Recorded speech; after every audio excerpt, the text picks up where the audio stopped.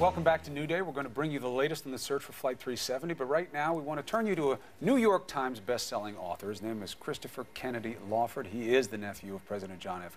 Kennedy and son of Patricia Kennedy, who is a recovering addict herself, himself. But more than that, he is someone who understands a situation that is just spreading throughout the country and families everywhere. He's been studying addiction and understanding what it can do to you for 25 years, and he's taking a new look at it in his book, What Addicts Know, 10 lessons from recovery to benefit everyone. And Chris joins us now. It's great to have you on the show. Great to be here. The timing, very good with this. Society is dealing with addiction more and more all the time.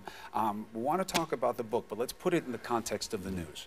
Whether it's Philip Seymour Hoffman, the actor, or we see addiction playing out a role in a mass shooting or in some type of violence, people immediately go to the idea that addiction is a choice. And when drugs are involved, you did this, just stop, and the problem goes away. How do you get past that idea towards what addiction really is? Well, we have brain science now. I mean, the great thing is the new neuroscience shows us this is a disease centered in the brain. There's a genetic component to it.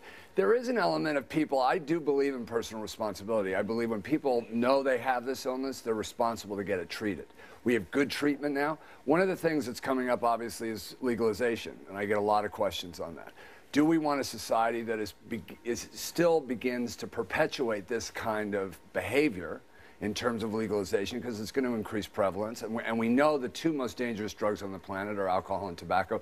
Do we need another legal drug? I say no. So you're saying legalizing marijuana for personal use is a mistake? I think it's a mistake, and I think it's a mistake for a number of reasons. One, we don't need another legal drug. Two, what it's going to do to our young people. And as a matter of policy, I don't care what people do in their private lives, as long as the rest of us don't have to pay for it. But as a matter of policy, it's not good policy. I think down the road, everybody's talking about the millions of dollars Colorado's making now in tax revenue. I think it's going to cost money down the road. I also think that it's interesting to see how we still stigmatize drug use, whether it's marijuana, coke, heroin, those kinds of things, meth. But we know that in this country, there's a real increase in the rise of prescription drug abuse. Absolutely. And that is a concern because it's kind of invisible in a way, and people turn the other cheek a lot of the time. Well, Chris mentioned Phil Hoffman, who was a friend of mine. I mean, this was his story, basically. I mean, this is a guy who was sober 25 years, clean and sober 25 years, went and got prescription drugs, Oxycontin, became re-addicted to them. A doctor gave it to him. When he couldn't get them, he went back to the street. Heroin today is very, very, very powerful, and he overdosed. This prescription drugs, you know, it is a major problem in the city because it's in this country because it's under the radar. Yeah. And people think it's legitimate. I think that you mentioned, Michaela, the most important thing, and the reason I did this book is stigma. People don't understand addicts have a lot to give the world. They're not just people who are only good for getting and staying sober, although that's a good thing. They have a lot of wisdom, and the world could use it. You were talking about Philip Seymour Hoffman, the 20 years he was clean. To me, that was the most remarkable and tragic part of this just completely awful story. What are your tips to someone out there, then, who has been clean for so long? Can you ever let your guard down? Yeah.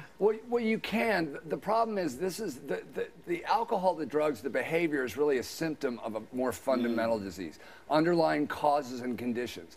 You know, addicts feel things greatly. They really, and those are the things that need to be addressed. People do, after a time, begin to think they've got it licked, and this is something that requires constant vigilance. You know, it's interesting you say that, and I think it's a really great book. I mean, you break down these 10 lessons. It's easy to read. They're things that apply to you whether or not you have addictive problems or not, and it's also so instructive for families and people who have to deal with addicts, and that circle is getting bigger all the time. That's right. Almost everybody has someone they love or someone they know who's struggling.